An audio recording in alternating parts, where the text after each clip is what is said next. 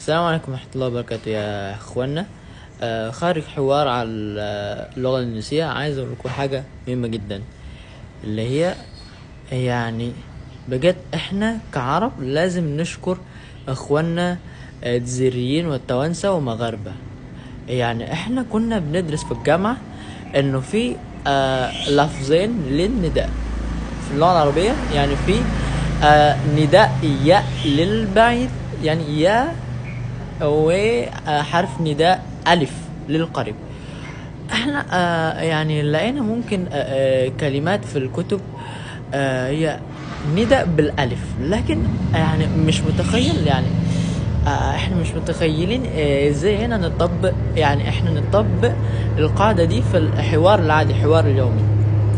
وفجأة بعد ما تعلمت الدارجة المغربية لقيت كلمة أو كلمات أصلا عندهم اللي هي متطابقة أو تطبق القاعدة دي. يعني قاعدة نداء حرف قريب بألف. ازاي؟ أقول لكم على حاجة، أوريكم. يعني في نداء ياء بالعربي، يعني بعربي بشكل عام، يعني بالمصري أو بأي لهجة. يا صاحبي، يا سيدي، يا اخويا، يا عمي، حاجات زي كده.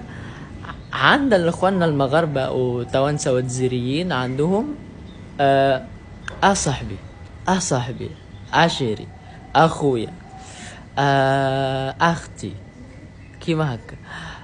هما ديما كيقولوا لي سي طارق، سي طارق. سي يعني حرف نداء، وسي تقصير من سيدي. سي طارق، سي طارق، بحال هكا. ف يعني انا كواحد اندونيسي، يعني دي مفاجأة، يعني مفاجأة حلوة جدا ان انا لقيت قاعدة اللغة العربية فصيحة متطابقة عند الاخوان المغرب. لا عندكم حاجة، يعني نداء حرف واحد بس. يا صاحبي، يا ها. عندهم واو ان شاء الله اسيدي. يعني برضو في ملاحظة، يعني كان هما بيستخدموا حرف ده بيعتبروك انك انت عزيز عليهم. يعني فانت ازاي بقى بدل ما تقول يا صاحبي، يا صاحبي، كان حوار ده للبعيد، يعني حوار للبعيد. يا صاحبي، تقول ايه بقى احسن؟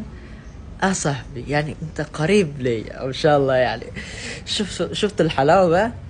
لازم نشكر اخواننا الجزائريين توانسة ومغاربة والله.